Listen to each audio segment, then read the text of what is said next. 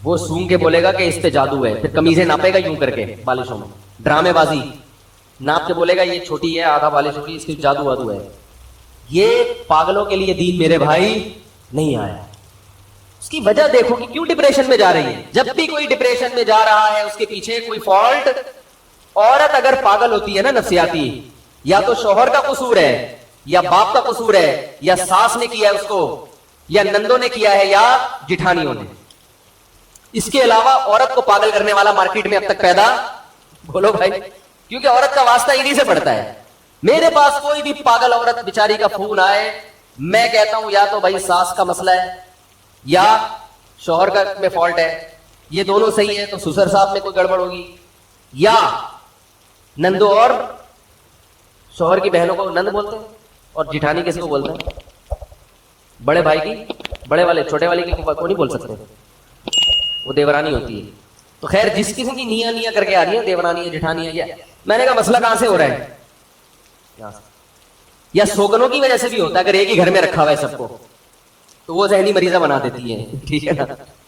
تو اس فالٹ کی کمی، یا عورت کی لڑکی کی سرے سے شادی نہیں ہو رہی تو بھی مسئلہ ہوتا ہے. تو اس کو فالٹ کو تلاش کرنے کے بجائے دیکھو یہ بھی ایک دلیل ہے. یہ بھی کیا ہے؟ ڈپریشن میں جانا ایک دلیل ہے. کس بات کی؟ کہ یہ ٹینشن میں ہے. اور ٹینشن میں ہونا دلیل ہے کس بات کی؟ کہ کوئی اس کو ٹینشن، کیونکہ خود سے ٹینشن نہیں ہوتی، کوئی وجہ ہوتی ہے ٹینشن کی. ساری بلی جادو ٹونے فلانے کر دی. بہت بڑے بزرگ کے پاس گئے تھے، انہوں نے بتایا وہ جھوٹ نہیں بول سکتے. میں نے کہا اس بیچارے کو خود علاج کی ضرورت ہے، اس کے اپنے مسائل ہیں یار، تمہارے پاس. اور بندے کو اگر ٹینشن ہے ڈپریشن میں تو یا تو بے روزگاری ہے، سمجھ میں آ رہی ہے بات؟ زیادہ تر کیا ہوتی ہے؟ بے روزگاری. روزگار ہی نہیں مل رہا ہو تو بیچارہ سڑکیں ناپتے ناپتے. یا آمدن کم ہوتی ہے جس کی وجہ سے وہ صبر کا مادہ ہوتا نہیں ہے، پھر چاروں طرف سے گھر سے بھی تانے، بیوی سے بھی تانے، باہر بھی تانے، ٹھیک ہے نا. پان گٹکے کے پیسے لوگوں سے مانگ رہا ہوتا ہے. اکثر یہی ہو 99.99% یہی ہو رہا ہوتا. لیکن ہم لوگ تو اس لیے میں کہتا ہوں کہ میرے بھائی یہ دین جو نازل ہوا ہے، قرآن کیا کہہ رہا ہے؟ لآیات لأولی الالباب، عقل والوں کے لیے ہے، پاگلوں بے وقوفوں کے لیے نہیں ہے. لوگ کہتے ہیں ہمارے حضرت اتنے نیک ہیں ان کو پتہ ہی نہیں کچھ. ان کو تو ہمارے حضرت جو تھے نا بڑے ذہین تھے، وہ فرمایا کرتے تھے جس بزرگ کے بارے میں لوگ یہ کہنا اتنا نیک ہے اس بیچارے کو پتہ ہی نہیں، سمجھ لو کہ وہ نیک نہیں ہے، کیا ہے؟ پاگل ہے. ٹھیک ہے، اس کو لوگ سمجھ رہے ہیں کہ یہ نیک ہے، حقیقت میں وہ کیا ہے؟ کیونکہ جس کو پاگل کہہ دیا وہ نیک ہو ہی نہیں سکتا. جس کو پاگل کہہ دیا نہیں ہو سکتا، وہ کچھ بھی ہو سکتا. میں نہیں کہہ رہا وہ گناہگار ہے، لیکن وہ نیک نہیں ہو سکتا. نیک ہونے کے لیے دماغ کا ہونا، ہاں پھر یعنی عقل مند ہونا ضروری. پھر عقل مندوں کی دو قسمیں ہیں، بڑے ڈیڑھ ہوشیار بن کے بے دینی کی طرف جاتے ہیں، کچھ دین کی طرف آتے ہیں. لیکن عقل کا ہونا، اگر عقل نہیں ہے تو آپ پھر روحانی تعویذ گنڈے فلیتے پلیتے ان میں زندگی برباد کرو، اور انہی لوگوں سے اصلاحی تعلق بھی قائم کرو، انہی کو بکرے شکرے بھی دے دیا کرو، دمبے بھی انہی کو کاٹ کے دیا کرو، اور زندگی انہی میں کیا کر دو؟ برباد. حاصل ہونے والا کچھ بھی نہیں ہے، کچھ بھی حاصل نہیں ہونے والا. تو میں یہ عرض کر رہا تھا کہ دلیل کی دوسری قسم کیا ہے؟ نظری. غور و فکر کر کے دلیل سے مدلول کی طرف پہنچتے ہیں. دلیل کا جو جس مدلول کہتے ہیں اس کو، جس کی طرف ہم جاتے ہیں نا دلیل، جیسے روشنی دلیل ہے اور مدلول کیا ہے؟ سورج. اسی طرح سورج دلیل ہے روشنی کی. تو اللہ نے قرآن میں کیا فرمایا؟ کتنی زبردست آیت ہے، ان فی خلق السماوات، کہ آسمانوں اور زمینوں کی پیدا، یعنی ان آسمانوں اور زمینوں میں جب آپ غور کرو گے نا اس کے سسٹم میں تسلی سے بیٹھ کے کسی دن، یتفکرون، خوب غور کرو. کیا پتا چلا یہاں سے اس لفظ سے کیا پتا چلا؟ کہ یہ خود بخود سمجھ میں، تبھی ہندو ہندو کیوں رہتا ہے؟ اس لیے کہ وہ جس گھر میں پیدا ہوا تو وہ کہتا ہے کہ مجھے اس کے خلاف چلنے کی ضرورت ہے ہی نہیں. وہ غور کرے گا تو آئے گا نا، وہ غور ہی نہیں کرتا. تبھی غیر مسلم ہمیشہ زیادہ تر کیا رہتے ہیں؟ غیر مسلم ہی رہتے ہیں. تو اللہ کہہ رہے غور کرنا پڑے گا، غور کرنا پڑے گا. یہ اور تھوڑا بہت نہیں، تسلی سے بیٹھ کے. فی خلق السماوات والارض، کس میں؟ آسمانوں اور زمین کی پیدائش میں. آسمانوں اور زمین سے مراد ہے مخلوق. صرف آسمان زمین تو عرب میں ایک محاورہ ہے نا، ہم کہتے ہیں نا میں تمہیں زمین اور آسمان دے دوں گا. کیا مطلب؟ ہر مخلوق. تو جو بھی مخلوق آپ کے سامنے آئے آپ کو اس میں غور کرنا پڑے گا. فرمایا لا یتفکرون ان فی خلق السماوات آیات، نشانیاں ہیں. آیت بھی کہتے ہیں، دلیل کو کیا کہتے ہیں؟ آیت. یہ دلائل ہیں عقل مندوں کے لیے. کس بات پر دلائل ہے؟ یعنی آپ زمین اور آسمان کی کسی بھی چیز کو دیکھو گے تو اگر غور کرو گے، جیسے سورج کی روشنی پہ تھوڑا سا بھی غور کرو گے تو دماغ کہاں جائے گا؟ سورج کی طرف. سورج ہے اگرچہ ہمیں نظر نہیں آ رہا. ایسے ہی اس کائنات میں ایک ایک پتے پر، ایک ایک ذرے پر، پھول کی بوٹیوں پر کہ گلاب میں ایسی خوشبو کس نے ڈال دی، اس کے پتوں کو اتنا ملائم کس نے بنایا، اور کیسے خوبصورت خوبصورت پھول اور کیسی بہترین خوشبوئیں اللہ نے پیدا کی ہیں، اور کیسے انگور اور انار کے باغات. انظروا الی ثمرہ اذا اثمر وینعی، فرمائے اس انار کے پکنے کے عمل کو دیکھو، کیسے خوبصورت انداز سے اور کیسے خوبصورت اسٹائل میں یہ پکنا شروع ہوتا ہے. زمین میں گوبر، پانی، مٹی، لیکن اس سے کیسا خوبصورت پودا، اور پھر اس سے کیسے بکھرے ہوئے انار، اور کیسے وہ یعنی انار کا جو پھل ہے اور اس میں کیسی تہوں کے اندر وہ ایک ایک دانہ اللہ نے بچھایا ہوا ہے. یہ سب خود بخود نہیں ہو سکتا. آپ دو اینٹیں خود بخود یعنی ہوا سے نہیں جڑ جاتی، تو یہ انار کے اندر اتنے خوبصورت اسٹائل میں دانوں کو بچھانا اور اس میں اتنا بہترین مزیدار رس بھر دینا جو صحت کے لیے بھی مفید ہو، یہ خود بخود نہیں ہو سکتا. ان کے لیے بڑی بڑی دلائل ہیں، نشانیاں. کس بات پہ دلائل ہیں؟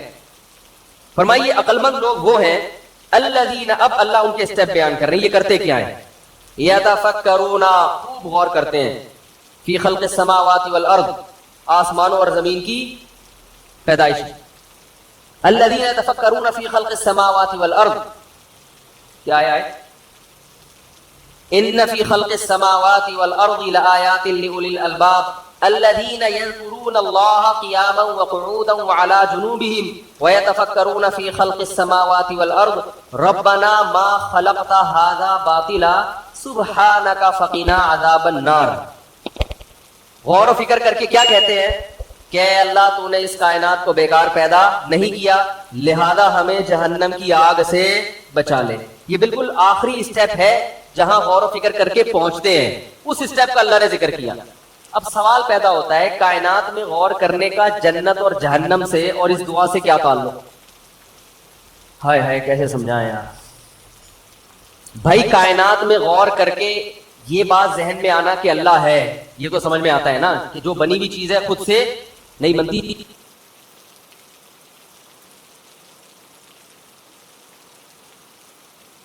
میں غور کر کے دعا کرتے ہیں اللہ جہنم سے بچا لے.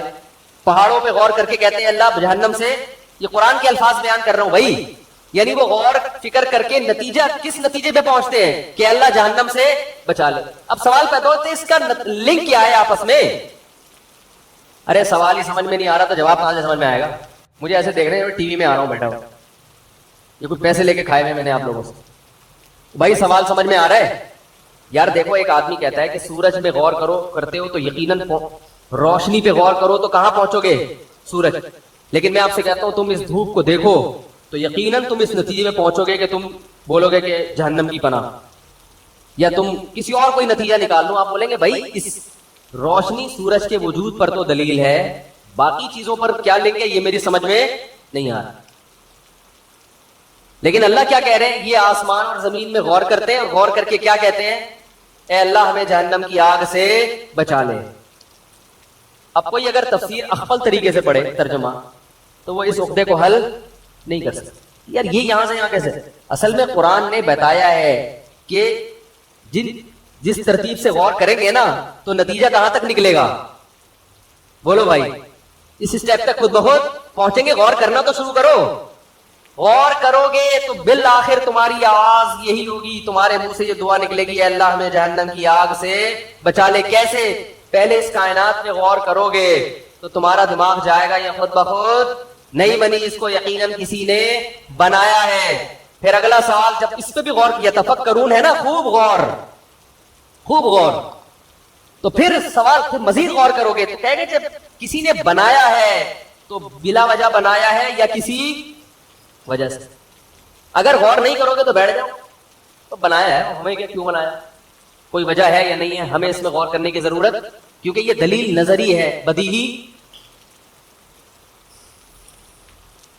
یار کوئی بم وغیرہ رکھا ہوا ہے تو بتا دو یار، مجھے دے دو. نہ پولیس سے ڈر رہے ہو، نہ آرمی سے ڈر رہے ہو، نہ رینجر سے ڈر رہے ہو، تو بم سے ہی ڈرو گے. دیکھو پہلا اسٹیپ کیا ہے ان کے غور و فکر کا، کہ وہ غور کرتے ہیں یقیناً کسی نے اس کائنات کو یہاں تک تو پہنچیں گے نا، بریکیں نہیں لگیں گی. کچھ لوگ تو یہاں تک پہنچے ہی نہیں.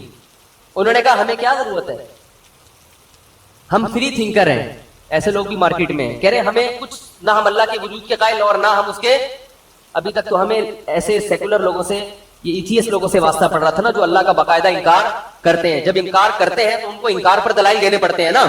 ایک اور فرقہ پیدا ہوا ہے، اس نے کہا نہ انکار کرو نہ اقرار، لہذا کسی چیز کی دلیل دینے کی چندہ ضرورت نہیں. یہ چندہ کا لفظ مجھے یاد ایسے ہوا کہ دور حدیث میں وہ صبح اتنی جلدی گھنٹہ ہوتا تھا کہ ہم لیٹ ہو جاتے تھے بعض دفعہ.